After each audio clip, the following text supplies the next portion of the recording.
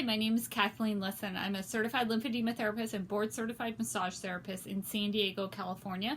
And I help people after plastic surgery to reduce their swelling and their fibrosis. So today's video is going to be for my fellow therapists, lymphatic massage therapists, certified lymphedema therapist, anyone who is treating someone who has tummy tuck or mommy makeover. And we're going to address the scar, a specific thing that might happen to the edges of the scar with a type of foam that I custom cut from the gray foam that we have in our office as lymphedema therapists. So I like to call this foam, this type of foam, a turbo foam, and that is because it's going to address dog ears. So dog ears happen on the outside edges of a scar, and there's a few different reasons why they could happen, but mine is this will more of address the faux dog ear. So a true dog ear happens and the edge kind of flips up, pushes out because the scar is too short for the actual area that was of the incision that was put together. So the scar in real dog ears, the scar is too short, so it forms this deformity.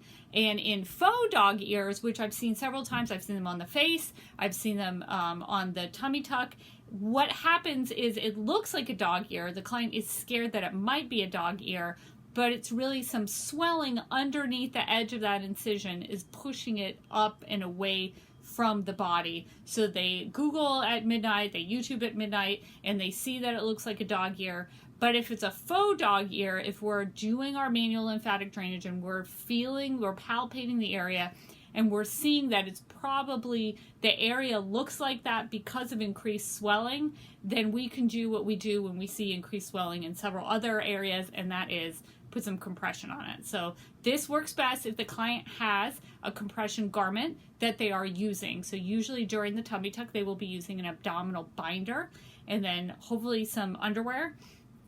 And then this can go right on the edge of the scar. That is dog-eared, and it's just, we start with a piece of gray foam, and I'll cut it in half, depending on how big the dog ear is. That's how the faux dog ear is. That's how big you're going to cut the foam. So just to see, this is the skinny foam that I use. So the dog ear foam is much, much smaller than the skinny foam. It's only as big just to cover that area that's, risen up a little bit. We're going to cover it up with foam. So another option, if you don't have gray foam, is you can use the Comprex Oval. This is a more intense foam. It's a firmer foam, and it'll look very large when you put it next to the dog ear. So you could possibly even do to cut this in half and do two of them, or use your scissors and make it nice so it doesn't just cut it in half. You'd have that sharp edge. So soften it up, and you can make two out of firmer foam, or if you want a gentler beginning option for the client, just use the gray foam. I put stockinette over all my foams because if they're put right next to the body and they're sweating, we're in San Diego, so it's hot and sweaty, you can form a blister.